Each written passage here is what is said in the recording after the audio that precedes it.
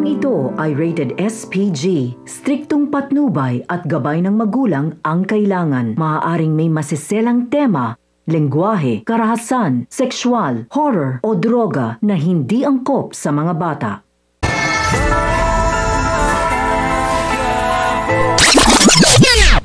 Tuluyan na ngang umalis si Nanoy at Tinding sa bahay ni Rigor.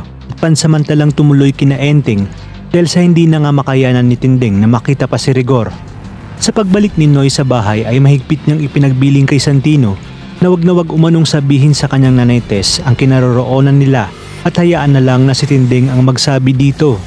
Sa kabilang banda, na-corner na ng mga batang tondo si Edwin upang singilin sa kanyang pagkakautang at sa oras umanong hindi ito makapagbayad pagbilang ng 3 ay tutuluyan nila ito.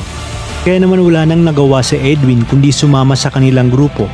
Ayon pa kay Edwin na alam niya umano kung saan sila maaring dumali dahil kabisado niya nga ang pasikot-sikot ng Quiapo.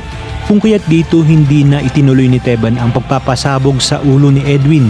Lalong iinit ang ulo ni Rigor dahil sa pagbaba ng hatol sa kanya tungkol nga sa pagkakapatay niya kay Ramon Montenegro at ayon sa itaas, suspindido si Rigor kung kaya't pinaiwan na ni Colonel Suarez ang kanyang tsapa at baril.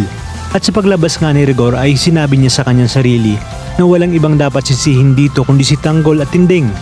Dahil sa dami nga ng kahihiyang dala nila ay sirang-sira na siya sa kapulisan.